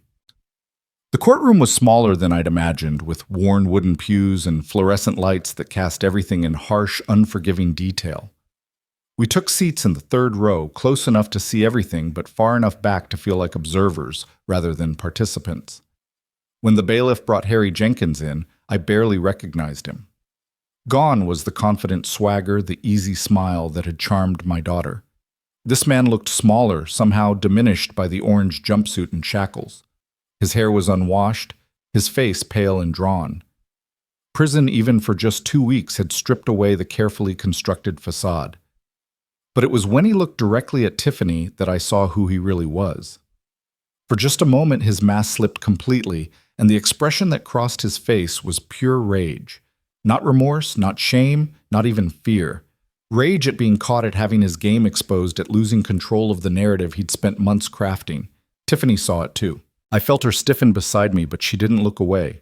She stared right back at him with steady eyes that no longer held any trace of the woman who'd chosen him over her father. The preliminary hearing was largely procedural, establishing the charges, reviewing evidence, setting dates for the actual trial. But listening to the prosecutor read the list of Harry's crimes in clinical legal language made the scope of his operation devastatingly clear. The defendant is charged with interstate wire fraud, identity theft, bigamy, elder fraud, and racketeering under the RICO Act. The government alleges that Mr. Jenkins operated a systematic scheme to defraud vulnerable women across 7 states, resulting in total losses exceeding $2.3 million. $2.3 million. The number hung in the air like a physical presence representing not just money, but lives destroyed, dreams, shattered trust that could never be fully restored. Harry's attorney, a thin man with nervous eyes who'd clearly drawn the short straw on public defender assignments, made a half-hearted argument for bail reduction. The judge, an elderly African-American woman with steel in her voice, wasn't having any of it. Mr. Jenkins has demonstrated a clear pattern of fleeing when faced with consequences for his actions. He will remain in federal custody without bail until trial.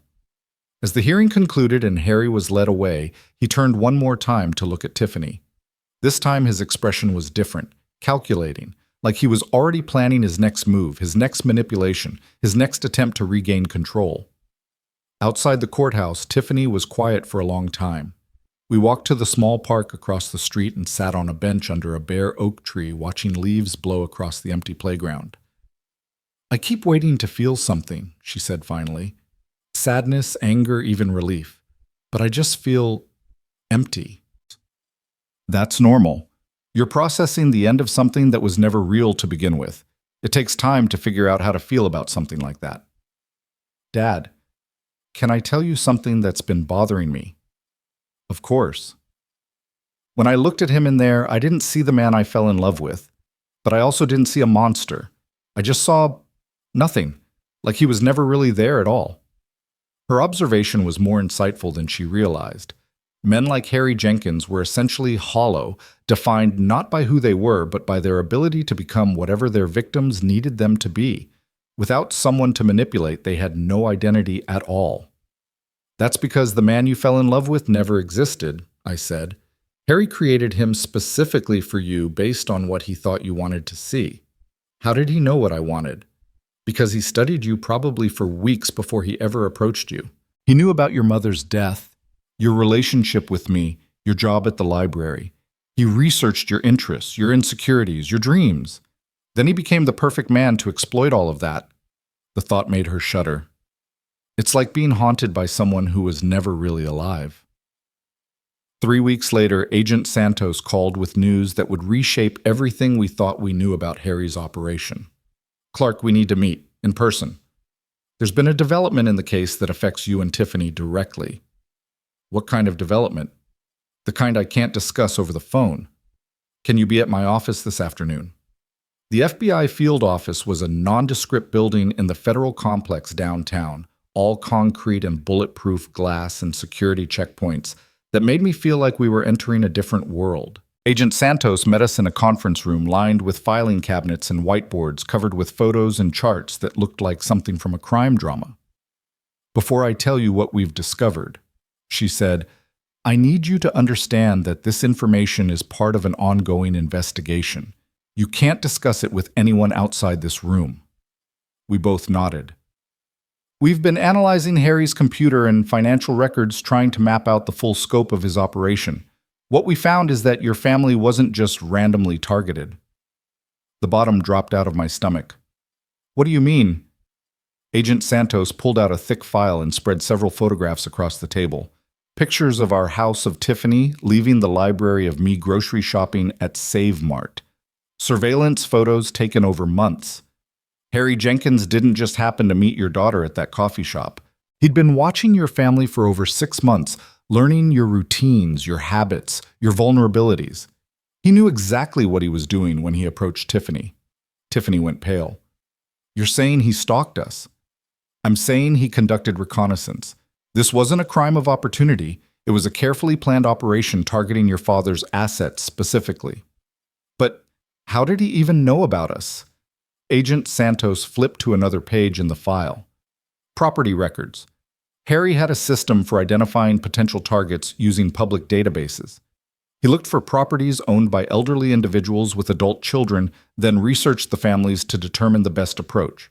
Your family checked all his boxes: widowed father, unmarried daughter, valuable property with substantial equity. The revelation reframed everything we'd been through. Harry's charm offensive, his gradual isolation of Tiffany, his manipulation of our relationship, all of it had been planned from the beginning with surgical precision. "There's something else," Agent Santos continued. "Harry kept detailed notes on all his targets, including your family. He documented every conversation, every weakness he identified, every strategy he used to gain Tiffany's trust." She handed Tiffany a manila folder. "These are copies of the notes he kept about you. They're difficult to read, but our psychological experts think they might help you understand that nothing that happened was your fault." Tiffany opened the folder with trembling hands, then quickly closed it again. "I can't, not yet." "That's okay. Keep them. Read them when you're ready, but I want you to understand something. These notes reveal a level of calculation and premeditation that would have fooled anyone. You weren't naive or gullible. You were targeted by someone whose entire life was dedicated to psychological manipulation." On the drive home, Tiffany clutched the folder without opening it, staring out the window at the familiar landscape that had been transformed by the knowledge of Harry's surveillance.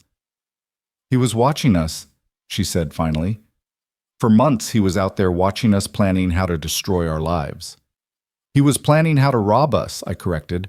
"The destruction was just collateral damage to him." "Dad, I need to ask you something, and I need you to be honest." "Always." "Are you angry with me? Really, truly angry? Because sometimes I think you're being too understanding, too forgiving, and it makes me wonder if you're just hiding how you really feel." The question caught me off guard, but I realized she deserved a completely honest answer. "Yes," I said, "I'm angry with you." She flinched as if I'd slapped her. "I'm angry that you chose to believe a stranger over the father who raised you. I'm angry that you threw me out of my own home without giving me a chance to explain why I was concerned about Harry. I'm angry that you were willing to sign away part of my property without discussing it with me first." Tears were streaming down her face now, but I continued. "But Tiffany, I'm angrier at myself for not fighting harder to protect you. I'm angry at Harry for targeting our family. And I'm angry at a world where predators like him can operate freely while good people suffer the consequences of trusting too easily." "So what does that mean? Where does that leave us?" I pulled over to the side of the road and turned to face her fully. "It means we acknowledge that we both made mistakes, that we both have healing to do, and that we both choose to do that healing together instead of apart. Even though I hurt you, especially because you hurt me, love isn't about never causing pain, honey. It's about choosing to work through the pain instead of walking away from it." That evening, in the quiet of our apartment, Tiffany finally opened the folder Agent Santos had given her. I sat nearby reading a book, but ready to offer support if she needed it. For an hour, she read in silence, occasionally wiping away tears or taking deep breaths to steady herself. Finally, she closed the folder and looked at me with eyes that held a new kind of understanding. "Dad, he wrote about you too, about how to neutralize the father obstacle. He called you the primary threat to his operation." "What did he say?" "That you were too perceptive, too protective. He wrote about different strategies for either winning you over or isolating me from you. When charm didn't work, he decided isolation was the better approach. So that ultimatum was planned from the beginning. He knew exactly what buttons to push to make me choose between him and you. And he knew that if I chose him, you'd be too hurt to keep fighting for me." The calculating nature of it was breathtaking. Harry hadn't just manipulated Tiffany's emotions, he'd orchestrated the entire destruction of our relationship as a strategic necessity. "There's something else," she continued. "He wrote about what he planned to do after he got control of the house. He was going to convince me to move away somewhere far from you, so you couldn't interfere when he started liquidating assets." "Liquidating what assets?" "Everything. The house, your savings, your pension. He had a whole plan for gradually transferring everything into accounts he controlled, then disappearing once he'd taken everything you'd worked your whole life to build. The scope of what we'd avoided hit me like a physical blow. If I hadn't walked away that day, if I'd stayed and tried to fight Harry's influence from within, he might have succeeded in destroying not just our family, but my entire financial future." "Thank God you were strong enough to leave," Tiffany whispered. "Thank God you were smart enough to recognize the truth when you finally saw it." The trial began on a cold Monday in February, almost 4 months after Harry's arrest. The courthouse was packed with reporters, victims, and FBI agents who'd worked to build the case against him. Tiffany and I sat in the front row, part of a group of women who'd been victimized by Harry's schemes. District Attorney Walsh had prepared us for what we'd hear over the next 2 weeks. Testimony from 12 different victims across 7 states, financial experts who'd traced the money Harry had stolen, psychological professionals who'd explained the methods he'd used to manipulate his targets. But nothing could have prepared us for the moment when Tiffany took the stand. She wore a simple blue dress that Sarah would have loved, and she spoke in a clear, steady voice that carried to every corner of the courtroom. For 45 minutes, she described Harry's systematic seduction, his gradual isolation of her from friends and family, his manipulation of her emotions to gain access to family assets. "He told me that a wife's loyalty should always be to her husband first," she said at one point. "That if I really loved him, I would prove it by trusting him completely, even when that meant hurting other people I cared about." Harry's attorney tried to rattle her during cross-examination, suggesting that she'd been a willing participant in defrauding her own father. But Tiffany was ready for him. "Sir, when someone spends 6 months studying your weaknesses and crafting the perfect lies to exploit them, consent becomes meaningless. I didn't consent to being defrauded. I consented to what I thought was love." The jury deliberated for less than 3 hours. Guilty on all counts. Judge Morrison sentenced Harry Jenkins to 25 years in federal prison without the possibility of parole for 15 years. In her closing remarks, she addressed him directly. "Mr. Jenkins, you have shown a callous disregard for human dignity that borders on sociopathic. You preyed on women's capacity for love and trust, turning their greatest strengths into vulnerabilities you could exploit. The damage you've done extends far beyond financial loss. You've shattered these women's ability to trust, to love, to believe in basic human goodness." Harry showed no emotion as the sentence was read. Even in defeat, he remained the hollow man he'd always been. Outside the courthouse, surrounded by reporters and other victims, Tiffany made a statement that surprised everyone, including me.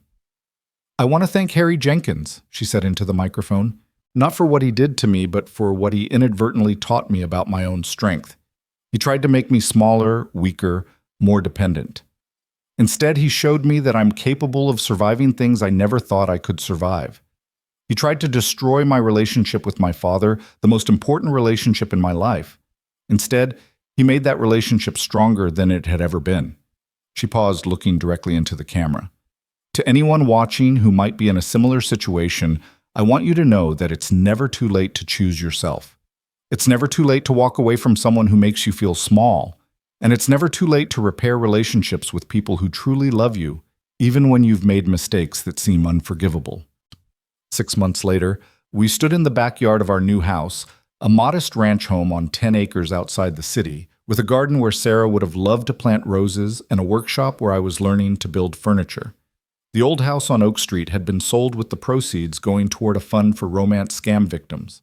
Tiffany was planting tomatoes in the rich soil. We'd spent weeks preparing her hands dirty and her face bright with the kind of contentment I hadn't seen since she was a child.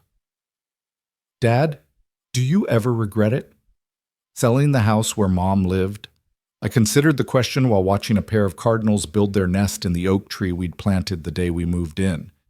I regret that Harry Jenkins contaminated those memories, but I don't regret leaving that life behind.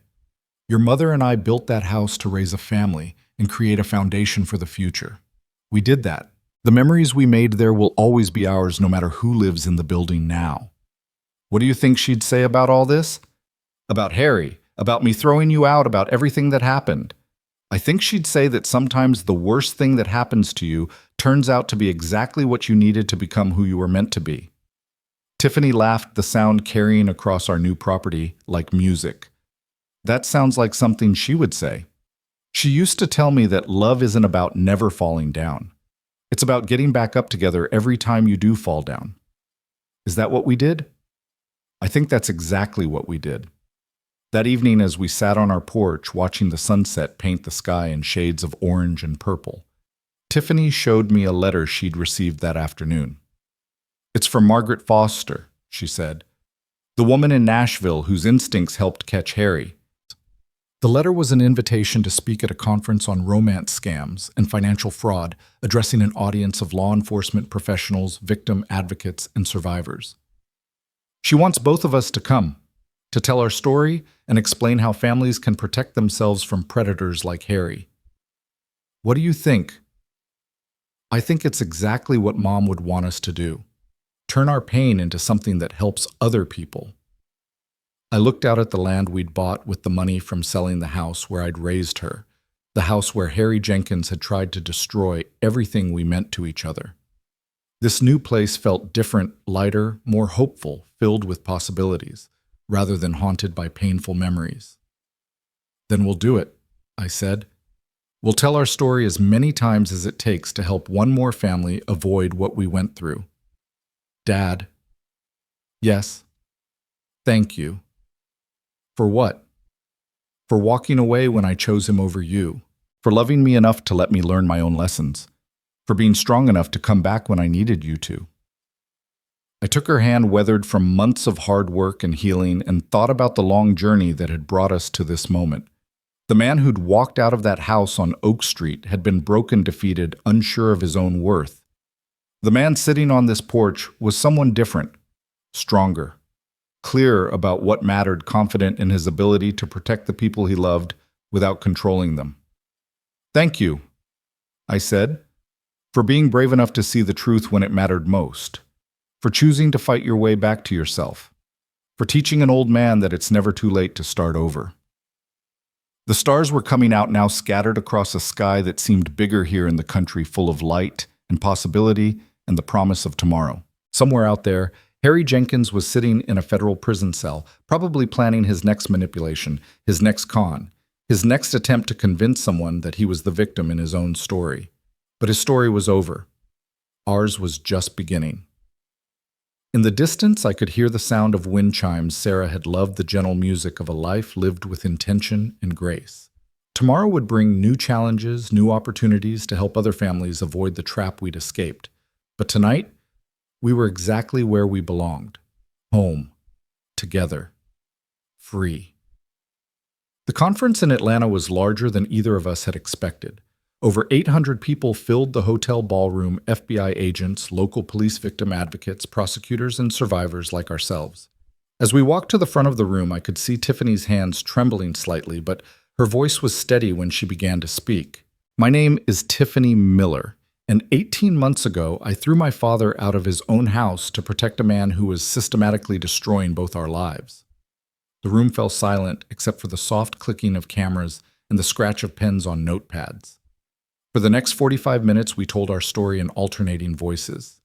Tiffany describing Harry's manipulation from the inside me, explaining the helplessness of watching someone you love disappear into a web of lies. During the question and answer session, a woman in the third row raised her hand. She looked to be in her 60s, well-dressed, but with the hollowed-out expression I'd learned to recognize in other survivors. My daughter is currently married to a man I believe is very similar to your Harry Jenkins. She's cut off contact with me, completely moved across the country, and I haven't spoken to her in over a year. What would you have done if your father hadn't walked away? What if he'd kept fighting? Tiffany looked at me before answering. We'd discussed this question many times in the months since Harry's conviction, wondering about the paths not taken, the different ways our story might have unfolded. Ma'am, I can't speak for every situation, but I can tell you this: if my father had stayed and kept fighting Harry's influence, it would have given Harry exactly what he wanted: proof that my father was controlling and manipulative, evidence that I needed to choose between them. Harry would have used every argument, every plea, every attempt to rescue me as ammunition against my father. The woman's eyes filled with tears. So I should just give up. Let this man destroy my daughter. You should let your daughter know that you love her unconditionally and that you'll be there when she's ready to come home. But you can't save someone who doesn't want to be saved, no matter how much you love them. I stood up to add something that had been weighing on my mind since we'd started speaking at these conferences. Ma'am, there's something else to consider. Your daughter may never come to you for help. The statistics show that many victims of these sophisticated romance scams never fully recognize what happened to them. They may blame themselves or their families or circumstances, but they never see their partner as the predator he really was. Then what's the point of any of this? The point is that you get to choose who you become in response to this situation. You can spend the rest of your life consumed by anger and helplessness, or you can channel that energy into helping other families recognize the warning signs before it's too late. After the conference, we were approached by Dr. Rebecca Chen, a psychologist who specialized in family dynamics and coercive control. She'd been taking notes throughout our presentation and wanted to discuss something she'd observed in our story. Mr. Miller, when you walked away from that confrontation with Harry, you did something that most family members in your situation don't do. You removed yourself as a target for his manipulation while simultaneously forcing your daughter to experience the full consequences of her choice without a safety net. I'm not sure I understand. Harry's entire strategy depended on having you there to blame. As long as you were present, arguing with him, expressing disapproval of their relationship, he could frame every problem in their marriage as being caused by your interference. When you removed yourself from that equation, Tiffany had to face the reality of who Harry was without the distraction of family conflict. Tiffany nodded slowly. He's right, Dad. Remember how confused Harry looked when you didn't fight back? He kept trying to provoke you, to make you angry enough to give him ammunition to use against you. When you just left calmly, it completely disrupted his game plan. Dr. Chen pulled out a business card. I'm working on a book about family recovery after coercive control situations. Would you consider letting me interview you both? Your story illustrates several therapeutic principles that could help other families navigate similar crises. Over the next few months, we met with Dr. Chen, regularly exploring the psychological dynamics that had allowed Harry to gain control and examining the process by which we'd rebuilt our relationship. The interviews were sometimes difficult, forcing us to confront aspects of our experience we'd been avoiding.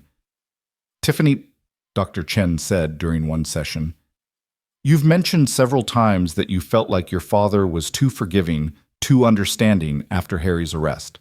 Can you tell me more about that? I guess I expected him to be angrier with me. I'd heard him so badly chosen a criminal over the man who'd raised me alone, and he just forgave me. It felt too easy. What would appropriate anger have looked like to you? I don't know. Yelling, maybe telling me I was stupid, making me grovel for forgiveness. Something that matched the enormity of what I'd done. Dr. Chen turned to me. Clark, how do you respond to that? I think Tiffany was so used to Harry's manipulative version of love, with conditions love, that had to be earned and re-earned constantly, that she didn't know how to accept unconditional love anymore. She kept waiting for the other shoe to drop for me to demand payment for my forgiveness. And why didn't you? Because punishment wasn't going to repair our relationship. Tiffany had already suffered more than enough at Harry's hands. What she needed from me wasn't judgment, it was safety, a place to land where she could figure out who she was without someone else defining it for her. The book, when it was published 8 months later, became a resource for therapists and families dealing with similar situations. But more importantly for us, the process of creating it helped solidify our understanding of what we'd been through and what we'd learned. Meanwhile, our work with romance scam victims was expanding in ways we'd never anticipated. What had started as occasional speaking engagements had evolved into a formal consulting practice. We worked with law enforcement agencies to train officers in recognizing the signs of romance fraud, helped prosecutors understand the psychological dynamics that made victims seem unreliable or complicit, and provided support to families torn apart by these sophisticated cons. The most rewarding part of the work was the direct victim support. Every week we received calls from people in various stages of recognizing that they'd been victimized. Some were like Tiffany had been still defending their partners but beginning to have doubts. Others had already escaped but were struggling with shame, self-blame, and the practical challenges of rebuilding their lives. One particularly memorable case involved a woman named Sandra from Oregon. She'd called us after her son had found our information online, desperate to understand what had happened to his mother. She was married to this guy for 3 years, he explained during our initial phone call. Gave him everything, her house, her savings, even her late husband's life insurance money. Then one day he just disappeared, leaving her with massive debts and a foreclosure notice. She's been living in her car for 2 months, too ashamed to ask for help. We drove to Oregon the following week and spent 3 days with Sandra, helping her navigate the legal and financial maze Harry-type predators leave behind. But more importantly, we helped her understand that she hadn't been foolish or weak. She'd been deliberately targeted by someone whose entire life was dedicated to exploitation. "I keep thinking I should have known," she told us on our last day there. "All the signs were there. The way he isolated me from my friends, the pressure to make financial decisions quickly, the stories that never quite added up. How could I have been so blind?" Tiffany took Sandra's hands in hers. Because when someone spends months studying your psychology, learning your weaknesses, and crafting the perfect lies to exploit them, blindness isn't a character flaw, it's the intended result. These men are professionals, Sandra. They've practiced these techniques on dozens of women before they ever met you. But I'm an educated woman. I was a high school principal for 30 years. I should have been smarter than this. Intelligence has nothing to do with it, I said. Some of the smartest people I know have fallen for these scams because the predators know that intelligent people pride themselves on being good judges of character. They use that confidence against you. By the time we left Oregon, Sandra was beginning the long process of rebuilding her life. She'd moved in with her son, temporarily filed the necessary legal paperwork to protect herself from her fake husband's debts, and most importantly, started to forgive herself for trusting someone who'd presented himself as trustworthy. 6 months later, she called to tell us she'd started a support group for romance scam victims in her area and was working with local law enforcement to educate seniors about the warning signs of these sophisticated cons. The work was emotionally demanding but deeply fulfilling. Each person we helped heal felt like a small victory over the Harry Jenkinses of the world, a way of transforming our own pain into something that served a greater good. But perhaps the most unexpected development in our new life was Tiffany's decision to go back to school. At 31, she enrolled in a graduate program in counseling psychology with a focus on trauma recovery and family systems. "I want to understand what happened to us from a professional perspective," she explained. "And I want to be able to help other families more effectively than I can now." The decision meant 2 years of intensive study practicum work and personal therapy that was sometimes more difficult than anything we'd faced during the Harry crisis. Unpacking the psychological dynamics of coercive control required Tiffany to confront not just what Harry had done to her, but the vulnerabilities that had made his manipulation possible in the first place. "I think I've been looking for someone to tell me who I should be since Mom died," she said during one of our evening conversations. "First it was you, which was appropriate when I was a child, but became problematic as I got older. Then it was Harry, which was completely destructive.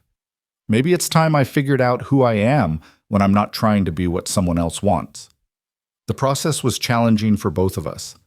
I had to acknowledge the ways my own grief and loneliness after Sarah's death had created an unhealthy dynamic where Tiffany, felt responsible for managing my emotions. She had to recognize how her fear of abandonment had made her vulnerable to Harry's initial love bombing and subsequent control.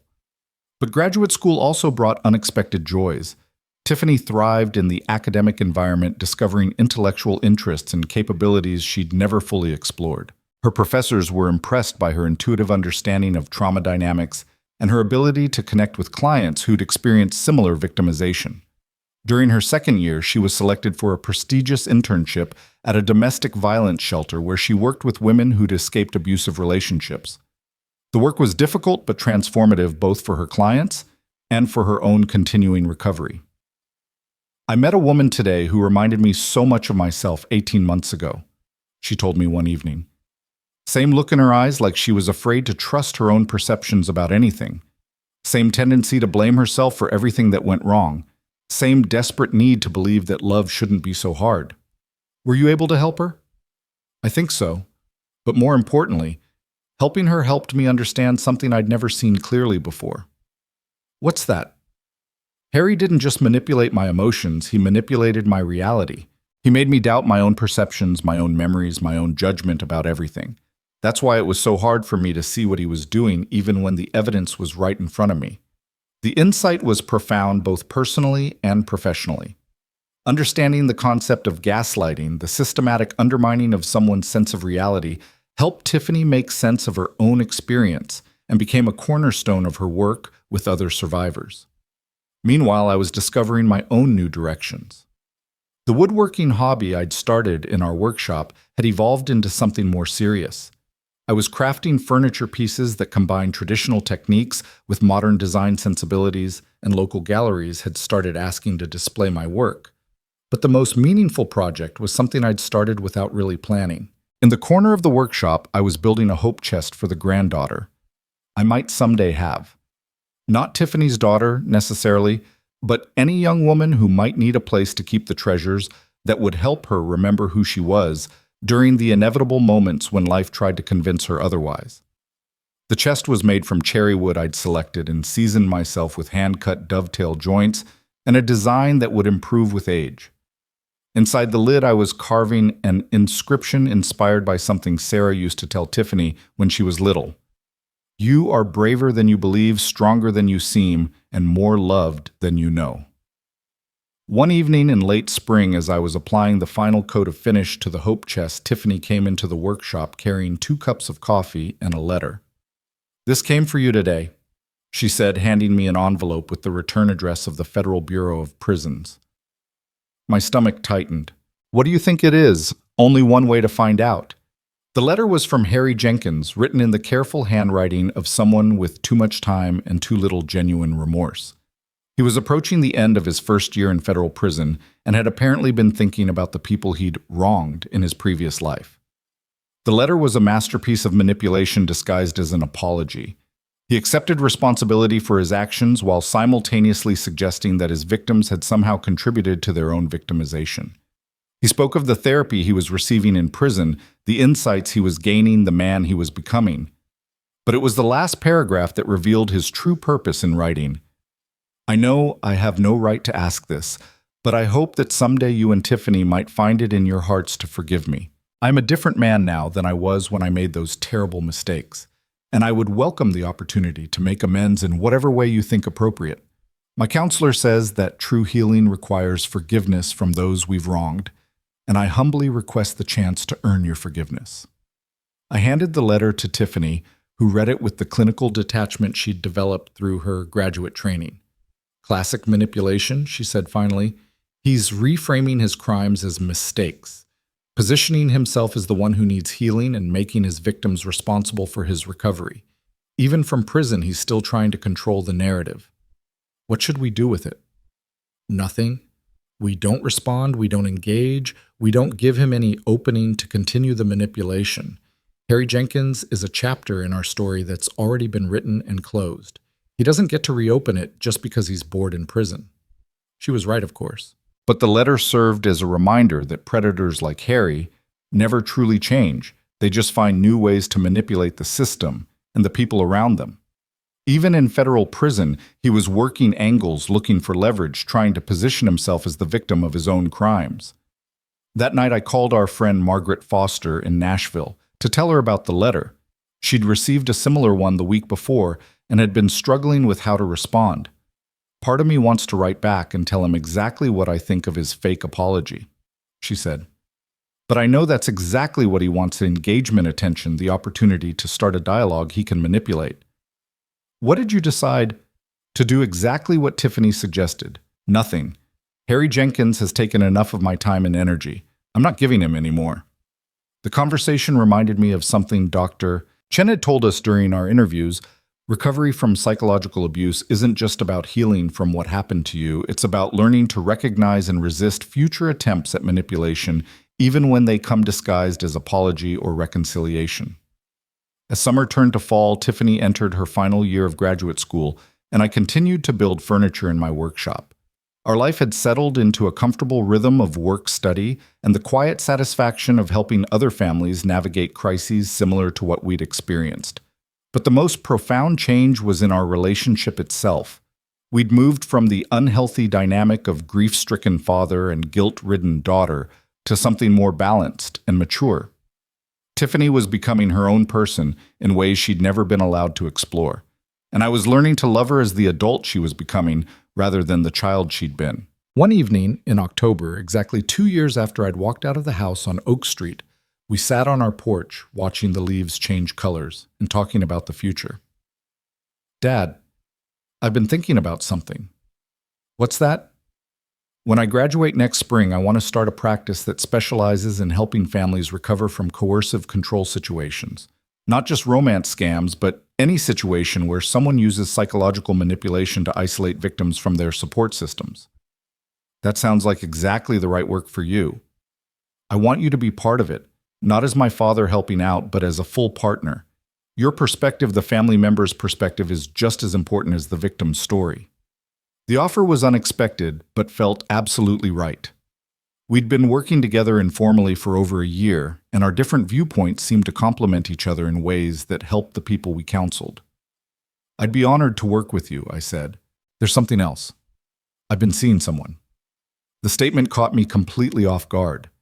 In the 2 years since Harry's arrest, Tiffany had shown no interest in dating or romance of any kind. Her focus had been entirely on recovery education and rebuilding her relationship with herself. "Tell me about him." "Her name is Dr. Sarah Martinez. She's on the faculty at the university, teaches courses in family systems therapy. We met during one of my practicum rotations, and we've been getting to know each other slowly."